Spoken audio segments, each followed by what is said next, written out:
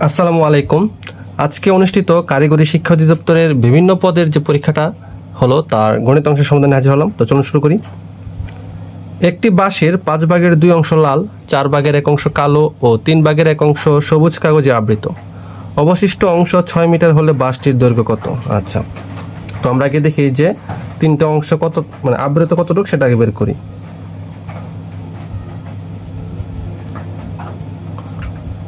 মোট আবৃত 5 ভাগের 2 যোগ 4 ভাগের 1 যোগ 3 ভাগের 1 এত অংশ। ঠিক আছে, তাহলে আমরা লসাগু করি। 5 4 আর 3 লসাগু, একটা কমন নাই, তাহলে ডাইরেক্ট গুণ। 4 5 20, 3 20 60। তাহলে 5 দ্বারা 60কে ভাগ করলে কত হয়? 12। 5 12 60, 12 আর 2 দ্বারা গুণ হবে, 12 দুগুণে 24 যোগ 4 দ্বারা 60কে ভাগ করলে 15, 15 একে 15 যোগ 3 দ্বারা 60কে ভাগ করলে হয় কত? 20। তাহলে 20 একে 20 এত অংশ। তাহলে 60 ভাগের 20 আর 10 30, 30 আর 20 50, 50 আর 9 59। 60 ভাগের 59 অংশ, তার মানে কি 60 ভাগের 59 অংশ হচ্ছে কি আবৃত। তাহলে হচ্ছে অবশিষ্ট অংশটা কতটুকু সেটাকে বের করি।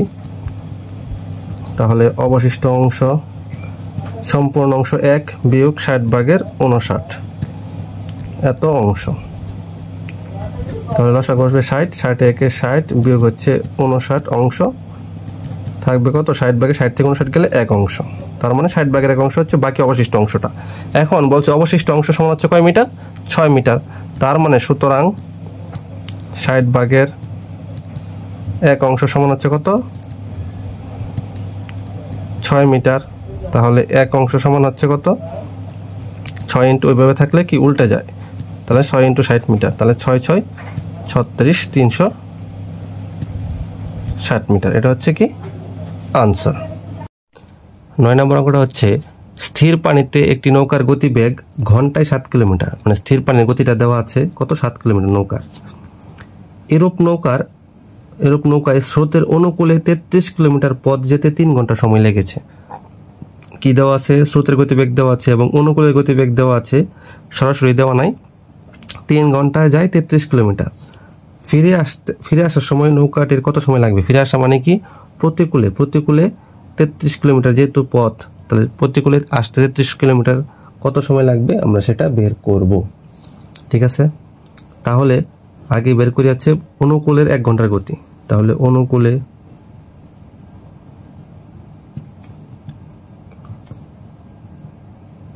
আপনারা চাইলে এইভাবে এক লাইন লিখতে পারবেন যে অনুকূলে 1 ঘন্টায় যায় 33 ভাগের 3, 11 কিলোমিটার।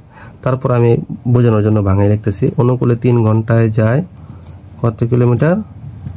33 কিলোমিটার। তাহলে 1 ঘন্টায় যায় 33 ভাগ 3 ইকুয়াল হচ্ছে কত? 11 কিলোমিটার। 3 11 33। তাহলে অনুকূলের গতি পাইলাম আমি কত? 11 কিলোমিটার। এখন আমার দেওয়া আছে নৌকার গতিবেগ দেওয়া আছে 7 কিলোমিটার। তাহলে অনুকূলের গতি থেকে নৌকার নিজস্ব গতি যদি বাদ দেই তাহলে সেটা স্রোতের গতি হবে। ঠিক আছে, তাহলে কারণ কি অনুকূলের গতি মানে হচ্ছে নৌকার গতি প্লাস স্রোতের গতি। তাহলে অনুকূলের গতি থেকে যদি আমি নৌকার গতি বাদ দিই তাহলে স্রোতের গতি পাবো। তাহলে স্রোতের গতি হচ্ছে অনুকূলের গতি 11 বিয়োগ নৌকার স্থির গতি 7 এত বিয়োগ, তাহলে 11 থেকে 7 গেলে কত? 4 কিলোমিটার। তাহলে স্রোতের গতি কত? 7 কিলোমিটার। এখন আমাকে চাইছে কি ফিরে আসার সময়। ফিরে আসার সময় মানে কি যাওয়ার সময় অনুকূলে গেছে, ফিরে আসার সময় কি হবে? সেটা প্রতিকূল হবে। তাহলে প্রতিকূলের আগে হচ্ছে প্রতিকূলের গতিটা বের করব। তাহলে প্রতিকূলের গতি বের করার সূত্র কি? প্রতিকূলের গতি বের করার সূত্র হচ্ছে নৌকার স্থির গতি বিয়োগ হচ্ছে কি স্রোতের গতি। সেটা বিয়োগ দিলে কি হবে? প্রতিকূলের গতি বাদ দিয়ে দেব। তাহলে নৌকার গতি দেওয়া আছে 7 কিলোমিটার বিয়োগ স্রোতের গতি বের করছি 4 কিলোমিটার। তাহলে প্রতিকূলের গতি কত? 3 কিলোমিটার। আচ্ছা, তাহলে এখন বলছে কি ফিরে আসার সময় কত সময় লাগবে? ফিরে আসতে কত কিলোমিটার গেছে? সে 33 কিলোমিটার গেছে, তার মানে কি 33 কিলোমিটার ফেরত আসবে। তাহলে সুতরাং প্রতিকূলে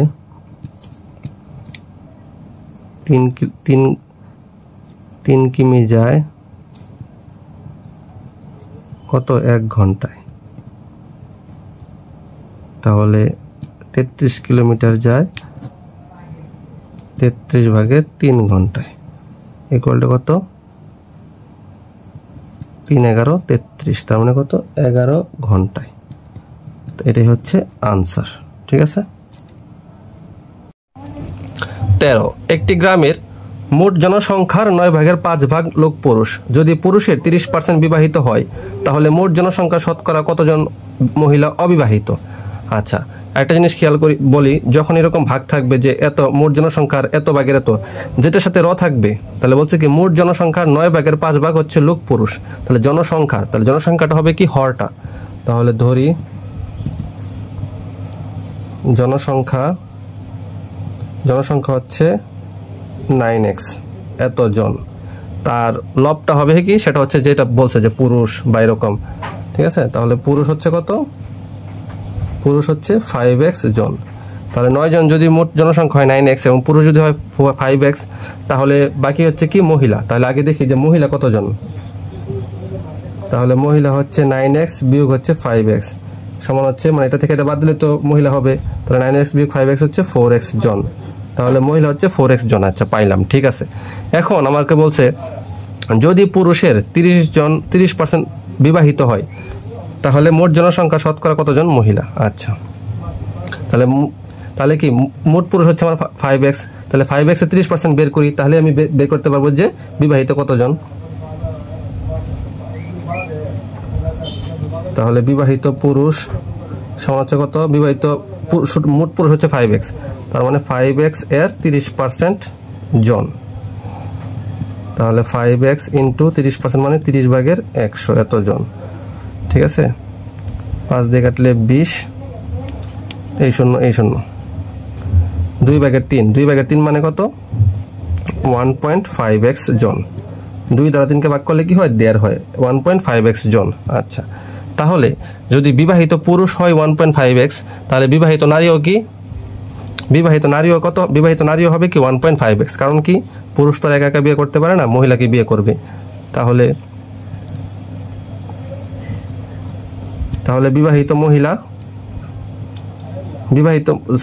মহিলাও 1.5x। তাহলে অবিবাহিত মহিলা হবে, মানে মোট মহিলা হচ্ছে 4x জন, তার থেকে বিবাহিত পুরুষ আর বিবাহিত মহিলা তো সেম, তাহলে 1.5x এতজন বাদ যাবে।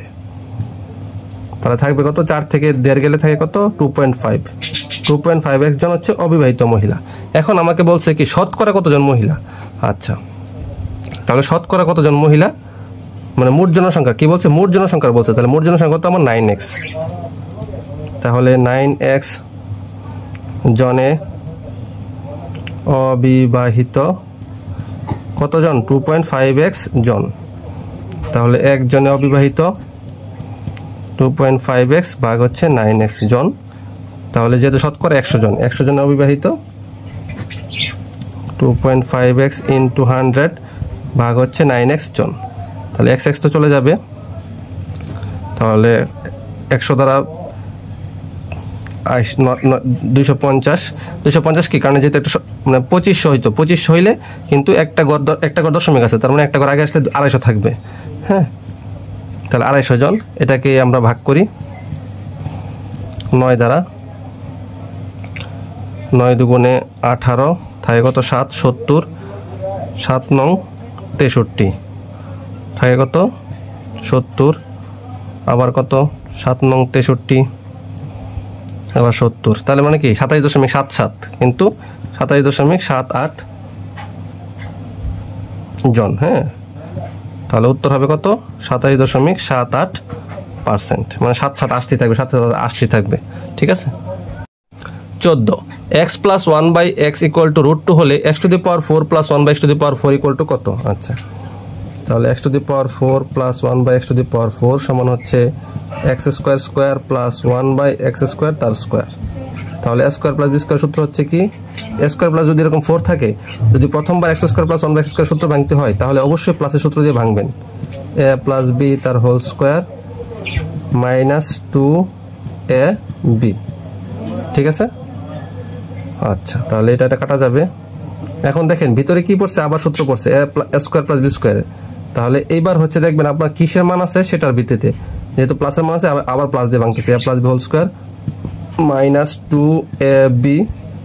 এটা তো হচ্ছে ভিতরের টুকু হচ্ছে এতটুক, তার উপরে যে উপরে স্কোয়ার ছিল এই যে স্কোয়ার, আর এই -2 দিলাম। তাহলে এটার মান হচ্ছে কত, এটার মান হচ্ছে এটা কাটা যাবে এবং এটার মান হচ্ছে √2, তাহলে √2 স্কোয়ার মাইনাস 2 তার হোল স্কোয়ার মাইনাস 2, তাহলে √2 স্কোয়ার মানে কত, √2 স্কোয়ার মানে 2, 2 মাইনাস 2 তার হোল স্কোয়ার মাইনাস 2, তাহলে 2 মাইনাস 2 0, তাহলে এটার মান হবে কত -2। এটা হচ্ছে আনসার। 15 একটি ত্রিভুজের ভূমি তার উচ্চতার দ্বিগুণ অপেক্ষা 6 বেশি, ত্রিভুজটির ক্ষেত্রফল 810 বর্গ সেন্টিমিটার হলে উচ্চতা কত? আচ্ছা, তাহলে ত্রিভুজটির ভূমি তার উচ্চতার দ্বিগুণ, তাহলে ভূমি বড় উচ্চতা ছোট, তাহলে ধরি উচ্চতা হচ্ছে x মিটার সেন্টিমিটার, যেহেতু বর্গ সেমি তার মানে সেন্টিমিটার, তাহলে ভূমি কত, ভূমি হচ্ছে বলছে কি তার উচ্চতার দ্বিগুণ অপেক্ষা 6 বেশি +6 এত সেন্টিমিটার, ঠিক আছে। তাহলে আমরা জানি কি, আমরা জানি মানে আজা হচ্ছে ত্রিভুজের ক্ষেত্রফল সূত্র হচ্ছে কি হাফ ইনটু ভূমি ইনটু উচ্চতা সমান হচ্ছে ক্ষেত্রফল, তাহলে কত 810, ঠিক আছে। তাহলে হাফ ইনটু কত, যদি আচ্ছা 2x স্কোয়ার প্লাস হচ্ছে কত 6x, 2x স্কোয়ার প্লাস হচ্ছে 6x ইকুয়াল টু হচ্ছে কত 810, তাহলে হাফ ইনটু এখান থেকে যদি 2 কমন নেই কি থাকবে x square plus 3x equal to হচ্ছে কত 810, তাহলে এই দুই কাটা, তাহলে x স্কোয়ার প্লাস 3x আর এই 810টাকে এখানে নিয়ে আসলাম -810 ইকুয়াল টু হচ্ছে 0। আচ্ছা, তাহলে এখন আমার মিডল টার্ম ফ্যাক্টর করতে হবে, এমনভাবে করতে হবে যেন যোগ এবং তবে বিয়োগ করলে, যেহেতু মাইনাস আছে এখানে পূর্ণ সংখ্যার আগে মাইনাস আছে তার মানে কি এখানে যোগ বিয়োগ হবে, এমনভাবে যোগ বিয়োগ করতে হবে যেন 810 হয়, গুণ করলে এবং যোগ করলে বা বিয়োগ করলে 3 হয়। তাহলে 810কে আমি 810কে যদি আমি মনে করেন 9 দিয়ে দিই তাহলে কত হবে 9 90, যদি 3 দিয়ে দিই তাহলে 30, তাহলে দেখেন 3 নং 27 আর 30, 3 নং 27 গুণ 30, তার মানে 27 আর 30 যদি গুণ করি তাহলে 810 হয় এবং 27 থেকে 30 বিয়োগ করলে 3 থাকে, তাহলে বড়টা সংখ্যা যেহেতু প্লাস তার মানে 30x minus 27x minus 810 equal to 0। তাহলে x কমন গেলে x প্লাস 30 মাইনাস 27 কমন গেলে এখান থেকে x মাইনাস প্লাস মাইনাসে মাইনাস 30 ইকুয়াল টু হচ্ছে 0। তাহলে x প্লাস 30 অথবা x মাইনাস 27 ইকুয়াল টু হচ্ছে 0। তাহলে যদি দুইটা সংখ্যার গুণফল 0 হয় তার মানে যে কোনো একটা হচ্ছে 0, তাহলে সুতরাং হয় x প্লাস 30 ইকুয়াল টু 0 অথবা x মাইনাস 27 ইকুয়াল টু হচ্ছে 0। তাহলে এখান থেকে x ইকুয়াল টু কত হবে প্লাস 30 হয়ে গেলে কি -30 আর x ইকুয়াল টু -27 হয়ে গেলে কি +27, তাহলে এটা হচ্ছে মাইনাসের মান কি গ্রহণযোগ্য নয়, কারণ কি কোনো সময় উচ্চতা কোনো সময় মাইনাস হতে পারে না। তাহলে এখন চাইছে কি আমার শুধু উচ্চতা চাইছে, তাহলে উচ্চতা ধরছি আমি 1 সেন্টিমিটার, তাহলে x এর মান 27, তাহলে উচ্চতা হবে কত 27 সেন্টিমিটার। এটাই হচ্ছে আনসার।